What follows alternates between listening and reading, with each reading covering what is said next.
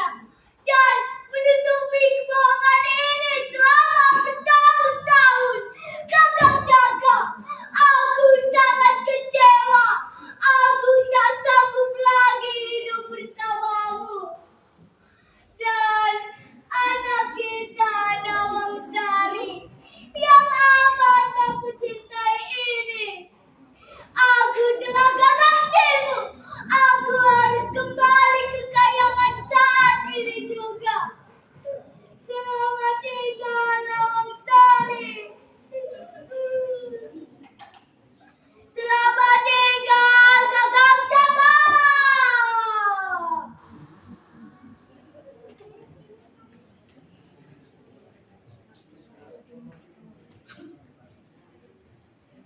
Assalamualaikum warahmatullahi wabarakatuh. Waalaikumsalam warahmatullahi wabarakatuh. Hai teman-teman, namaku Atalia Nur Ifani, siswi kelas 4 SD Negeri 28, salah satu sekolah yang ada di Kabupaten Banjarnegara. Bagaimana dengan cuplikan kisah tadi? Menarik, bukan? Sebuah karya gemilang utama Surabaya yang ditulis ulang oleh Siti Samsiah dari buku seri cerita rakyat dengan judul Jagat Taruh.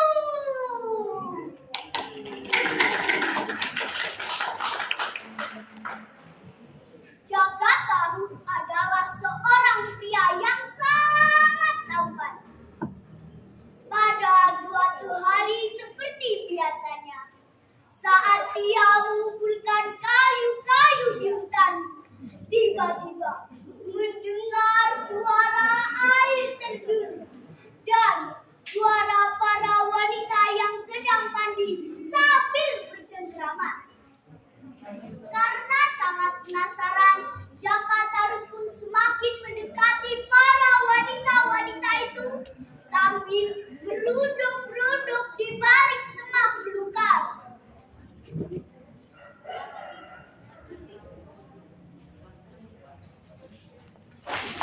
Teriak Ranti. Habis saja mereka mendengar suaraku. Wow, ini bukan wanita-wanita biasa. Mereka sangat cantik-cantik. Ini pasti bidadari dari kayangan. Setelah beberapa saat para wanita-wanita itu mandi, satu persatu dari mereka memakai selendangnya, lalu pergi terbang ke langit. Oh, mereka terbang satu persatu. Aku tidak boleh melewatkan kesempatan ini. Akan kuambil salah satu pakaian dari mereka agar tidak bisa kembali ke kayangan dan agar kujadikan istri.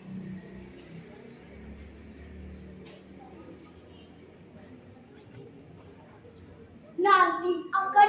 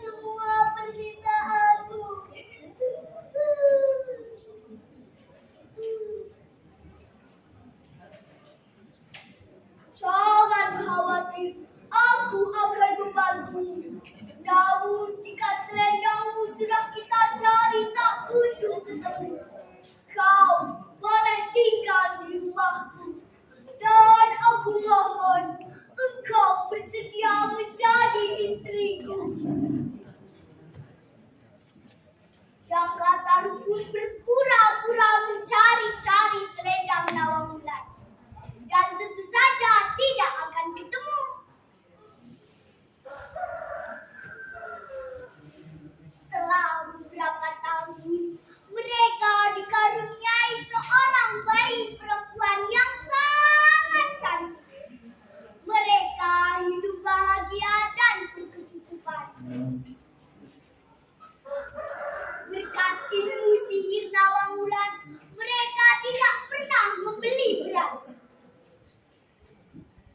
Pada suatu hari, saat Nawangwulan hendak pergi ke sungai untuk mencuci pakaian, ia berpesan pada suaminya untuk menjaga bayi dan nasi yang sedang ditanam.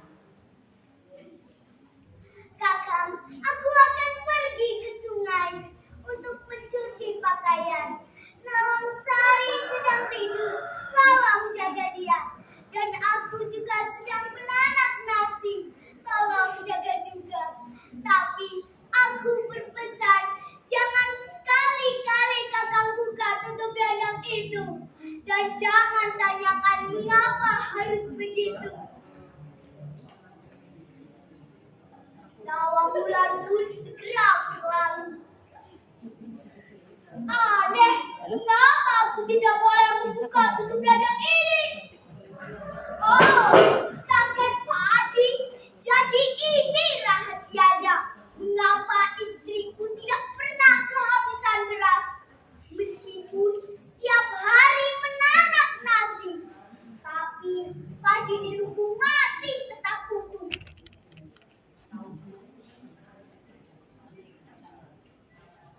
Kembali dari sungai, Nawangwulan pun sangat marah karena ia tahu suaminya telah melanggar pesannya.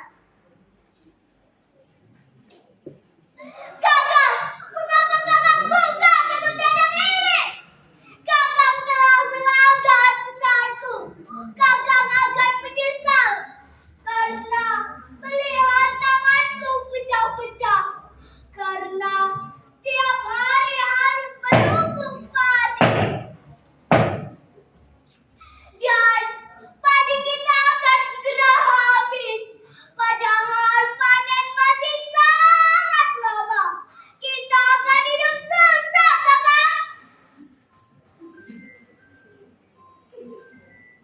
Pada suatu hari, saat Nawangwulan hendak pergi ke lubung untuk mengambil padi, untuk ia tunggu.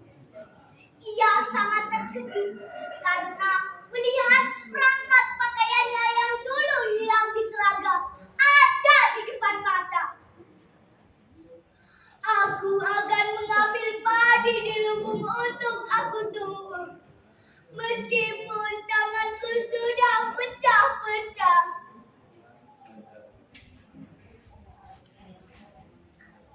Oh, rupanya ini selendangku. Aku tak menyangka ternyata kakang Jaka yang mengambilnya dan menutupi kebohongan ini selama bertahun-tahun.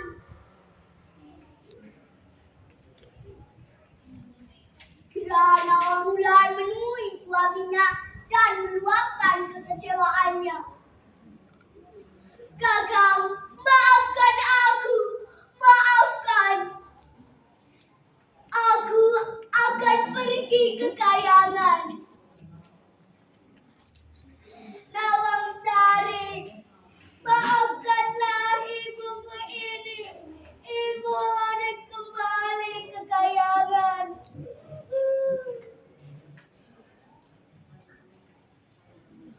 Nawangwulan, aku mohon, maafkanlah aku. Maafkan, batalkan niatku. Apakah kau tega meninggalkan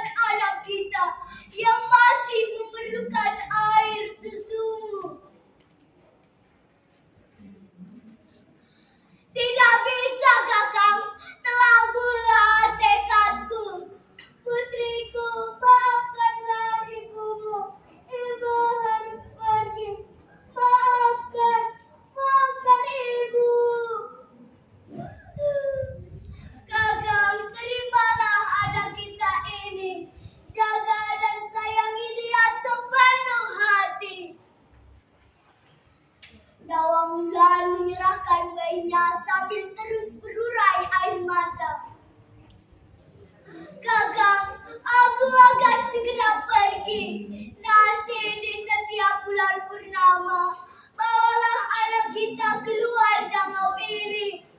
Aku akan turun untuk menjenguk dan menyusui anak kita. Tak selang beberapa lama, Nawang Wulan pergi meninggalkan anak dan suami tercintanya. Sambil melambaikan kedua tangannya. Sejak itu, hiduplah Jaka Tarub dan anak semata wayangnya. Dan di setiap bulan purnama, Nawang Wulan datang